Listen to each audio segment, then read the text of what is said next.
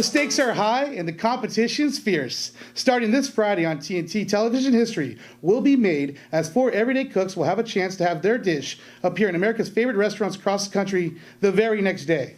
The new show is called On The Menu, and it stars my guest today, international celebrity chef Emeril Lagasse, and America's favorite TV handyman, Ty Pennington. Guys, welcome to Bay Area HQ. Hey, Thanks Bobby. for having us, Bobby. Thanks for having us.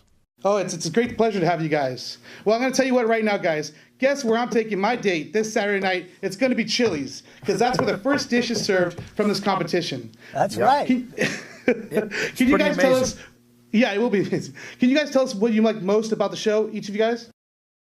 Well, I would say, look, hats off to Mark Burnett for coming up with a really genius idea. Genius, yep. The fact that, look, I think the country, as we've all become a little more familiar with food thanks to guys like Emeril, but there's never been a food show. Well, just up to this point, the food shows all we've been able to do is see the dish. But now with On The Menu, you not only can smell it, you can literally taste it because it will be on the menus of restaurant chains across America. And that's why I think it's not just about winning a $25,000 prize. It's about the fact that the winning dish for these home cooks is the notoriety of knowing that you're feeding America, basically. Well, and as Ty said, it's home cooks. We start out the show with 4 home cooks coming and meeting Ty and I, and usually 2 executives from the restaurant group. So that's a surprise to begin with right there. And then they're given the first challenge. Unfortunately, somebody's going to get eliminated and has to go home before they really get set up for the big challenge, which is to create this dish that they think is going to go on the menu for this restaurant group. Yeah, that they think would fit best. And then they create 40 plates, basically. Yeah, 4-0. And then have to feed an entire restaurant full of hungry diners. And Critics. that's when you get these really honest opinions about how they feel about the dish. And some good, some bad. And they're home cooks, and these people that are judging are not like top chefs. They are literally people who love, a great burger, and they're going to tell you how they feel about it. And so for me, I love being part of this because 1, I root for the underdog, and 2, I love to make dreams come true. And to see the emotional roller coaster these guys go through, and not only see the passion, the personality that they put into their dishes, is pretty amazing to witness. I've even seen this guy get emotional, which is rare. Well, I mean, and as Ty says, this passion that comes from these home cooks, this dish is something very special. They're very emotionally tied to this dish. It could be for their children, or it's something they cook for their children or their family, or a grandma's dish that has been passed down. And so they're sort of emotional as the process begins to getting this dish on the menu. And then Friday night, at the end of the show, when Ty says your dish is on the menu, you can wake up on Saturday and you can go and experience this dish and taste this dish. For real, taste it. And I think that's pretty phenomenal, too, because that is groundbreaking. But think about the commitment that these restaurant chains have taken, because up until that point, even that Friday night, their kitchen staff doesn't know what the dish is until the show airs. So then, bam, they've got to literally put it together and make it perfect because it's going out the very next morning. Nationwide, on top of that, yeah, right. Yeah. Right, I got to say, the concept sounds amazing, guys. Like Ty said early on, and you said, Emeril, that the concept, you not only get to see these dishes on TV, but you also get the audience gets to taste it and go out into restaurants. But you guys are forgetting, we also have to pay for it. We got to pay for it. Get your pocketbooks ready, right, guys? Yeah, exactly. But the great news is it's not a 5-star restaurant. So it's definitely affordable, Ty. Anyways, so how tough are these challenges you guys are making for these contestants?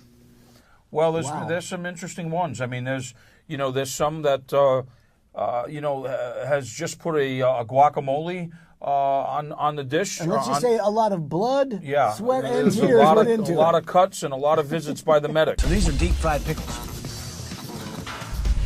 Ty, I got to be honest with you. I'm really surprised. I didn't expect that pickle to be as pickled. Oh my God, I don't think I'm gonna make it. I should have made 3 times the amount of sauce. Big mistake. So I grab a silver bowl to make another batch. This is a big burger.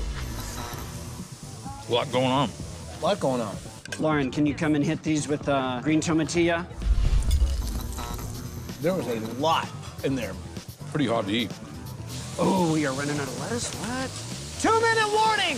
2 minutes? Oh my God, guys. Hey, yeah, let's just rock and roll. Not exactly the cleanest plates I've ever put out. 5, 4, 3, 2, 1. Time's up. It's time to get your burgers into the hands of a very hungry public. These diners are going to try each of your burgers and vote for their favorite. The 2 cooks who receive the most votes will move on to the final challenge. After all this runaround, I just don't know if I got to where I wanted to, and I'm nervous about going home. Good luck.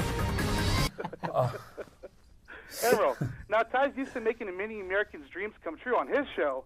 Tell us about helping some of these aspiring chefs get a chance to have their creations on the menus across the country, especially now when it's been hard for folks to even get their own restaurant off the ground.